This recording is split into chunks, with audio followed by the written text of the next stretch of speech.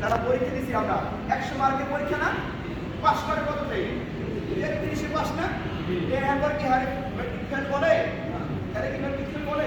যদি না বলে তাহলে 33 যদি আপনি মনে করেন যে ফরজটা পড়েন শুধু ফরজ পড়লে আপনি জাহান্নাম থেকে মুক্ত হয়েছেন কিনা? এখন আসেন জাহান্নামের স্তর আছে কিনা? আপনি যখন 100তে 100 পাবেন তখন আপনার এই গোল্ডের ক্লাস দেয় কিনা, আপনার পুরস্কার দেয় কিনা, আপনার গোল্ডের একটা কিছু দেয়, কেন দেয়? আপনি 100তে 100 পাইছেন, সে জান্নাতে অনেক স্তর আছে। আপনি চিন্তা করেন আরে আমার তো সময় আছে, আমি আরো 2 টাকা করি, সমস্যা নেই, আমি আরো 4 টাকা করি, সমস্যা নেই, উনি করবে, আপনি কি বলতে হবে না? আপনি ওনাকে ওই 34 টাকাতে ভয় দেখায় না, আপনি ওনাকে 17 টাকাতে ভয় দেখান, কয়েকটি কষ্ট করে না, কষ্ট করে আমি পাওয়া ধরে থাকে, রাগ করেন না, আপনি গালিও দিন না, রুমমেট যদি আপনি এখানে হেদায়েতের মালিক আপনি না, আল্লাহর নবীকে বলুন তো আল্লাহ সুবহানাহু ওয়া তাআলা কোরআনের মাধ্যমে জানিয়েছেন, হে নবী আপনি এত পেরেশান কেন?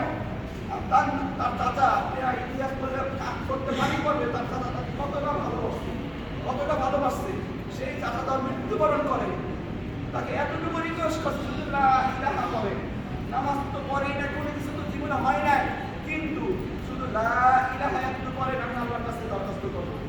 এতটা পেরেশানি হয়ে গেছিল, আল্লাহ সুবহানাহু ওয়া তাআলা তার সাথে কোরআন নাযিল করছে, আপনি এত পেরেশান কেন?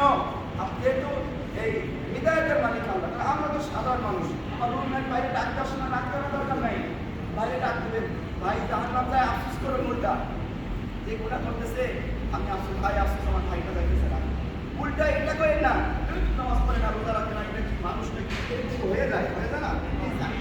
আমি তো নামাজ হয়ে যাবো, কত ওই ব্যক্তির প্রতি কি হয়ে যায়, আরে নামাজ পড়ে না, এটা কেমন কথা, এরকম সেন্স হবে না, কোনো দাওয়াতের সময় এরকম হবেই না। ওই ভাইকে ডাকবে মাত্র 17 টাকাতে অল্প, আল্লাহ কিছু সহজ করে দিচ্ছে, আপনারা কঠিন করেন কেন? নামাজ যদি কিছু না জানে, আজকে আরো একটা কথা বলে দিই, উনি কিছু জানে না, সূরা সহিহ জানে না, কিচ্ছু জানে না, তবে তুমি দাঁড়াই আল্লাহু আকবার বলো, আল্লাহর কসম করে বলে রমজান মাস আমি কোরআন হাদিস ছাড়া কোনো কথা বলি না, এই ওনার নামাজ হয়ে যাবে, আপনি নামাজ যেরকম হবে ওনার নামাজটা সেরকমই হবে, এর মধ্যে কোনো ভুল হবে না।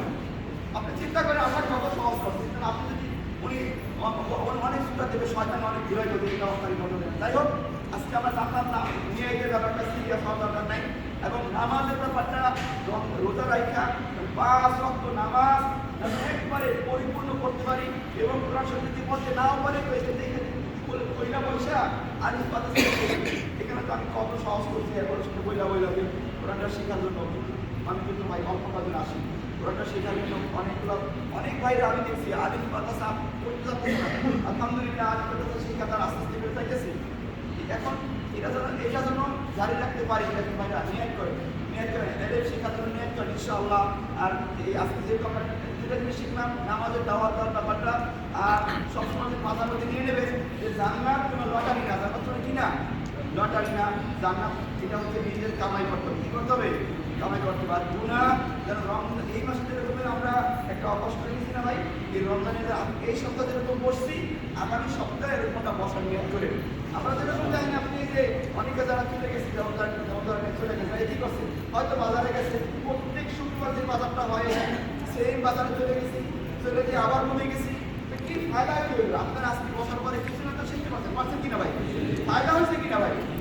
এবং আরো একটা ফায়দা হয়েছে, ফায়দা এই যে বসলাম এবং কিছু শিখলাম, এতে করে আল্লাহ যদি আমাদেরকে মাফ করে দেয়, রমজানের হচ্ছে এই যে রোজা মাফ করে দেয়, মানে আমরা তো কারণ এই যে মসজিদ থেকে নামলাম একবারে যদি আল্লাহ মাফ করে দেয় তাহলে আমরা গুনাহ হয়ে গেছে আমাদের, এই যে একটা ওসিলা, আল্লাহ তো ওসিলা যদি বাংলার কোনো ওসিলা আছে কিনা, আমাদের কাছে এই রকমের প্রতিটা দিনই মজলিস, এই রমজান মাস ছাড়াও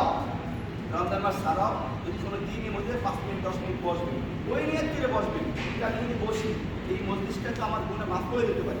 ভাই আমি বলছিলাম কোনো একটা মজলিসে যদি আমার বা আপনাকে খুঁজতে আসছি, উনি মজলিসে আসে নাই, উনি কি করে নাই, মজলিসে আসে নাই, আপনাকে খুঁজতে আসছি, কিন্তু আয়েশা বলছে ভাই আমি অমুক জায়গায় আসি, তুমি কি আয়েশা বসো, উনি আয়েশা বসছে।